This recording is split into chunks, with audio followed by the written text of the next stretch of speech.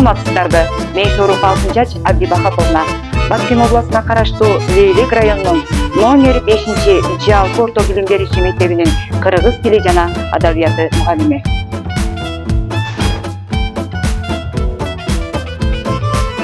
Кыргыз тили сабагы бул окуучуларга эне тилин үйрөтүүчү сабак.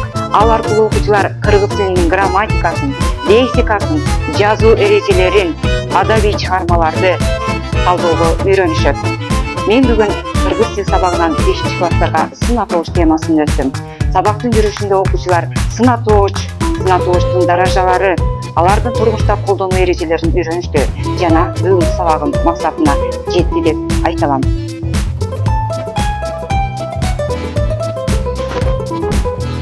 Сабакты өтүүдө заманбап ыкмаларды жана улуттук элементтерди айкалыштырып, ДШ моделин колдонуу менен окуучулардын кызыгуусун арттырууга жана теманы терең түшүндүрүүгө умтулдум.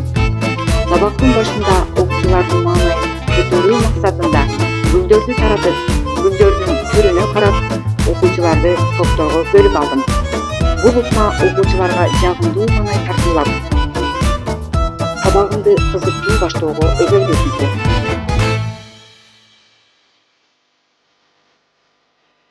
Андан кийин ар бир окуучуга мөмө жемиштерди тараттым. Окуучулар мөмө жемиштердин формасына, көлөмүнө жана өңүнө көңүл буруп, өз алдынча талдоо жүргүзүп, бүгүнкү сабактын темасы сын атооч экендигин таап чыгышты. Бул этап окуучулардын ойлонууга түрткү берди жана тема жаратылыштагы конкреттүү мисалдар аркылуу ачылды. Ал эми изилдөө этабында окуучулар топтордо иштешти.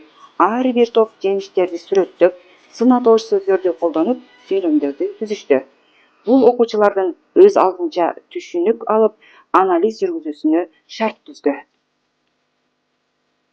Сабакты түшүндүрүү этабында окуучулар өздөрүнүн тапкан сын атооч сөздөрүн топтук презентация аркылуу көрсөтө алышты.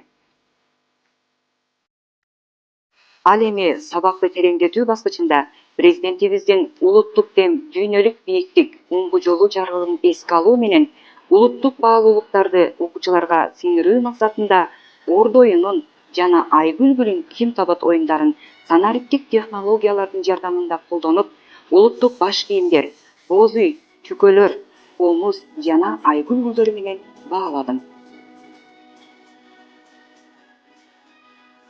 Сабакты бышыктоо баскычында окуучулар Kahoot платформасы аркылуу онлайн тест иштеп, ар бир топ өздөрүнүн билимин текшерип көрдү. Ал эми сабакты жыйынтыктоо бөлүгүндө окуучулар рефлексия катары самолет кагазын жасашып, бир канатына өз аты жөнүн жазып, экинчи канатына сабактан жаккан жерин жана өзүнө эмнелерди ала алды, ошону жазып, оң багыт менен учурушту. Бул иш-аракет алардын сабакка болгон мамилесин, алган таасирлерин, ойлорун чыгармачыл формада билдирүүгө шарт түздү. Жыйынтыктап айтканда, сабагымды заманбап ыкмалар жана улуттук элементтер менен айкалыштыра алдым. Окуучулардын өз алдынча ойлонуу, изилдөө, сүйлөп түшүндүрүү жана топто иштөө көндүмдөрүн өнүктүрдүм. Сабакка оюн элементтерин киргизүү аркылуу окуучулардын кызыгуусун арттырдым.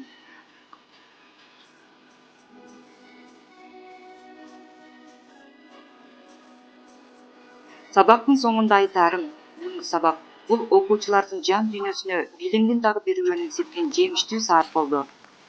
Бул мен үчүн чоң жетишкендик деп эсептеймин. Ал эми мугалим катары ар дайым жүрөктөн чыккан сабак жүрөккө жетерин эске алып, окуучулардын келечекке болгон ишеничин, тил байлыгын жана инсандык сапаттарын өстүрүү менин негизги максатым бойдон калат.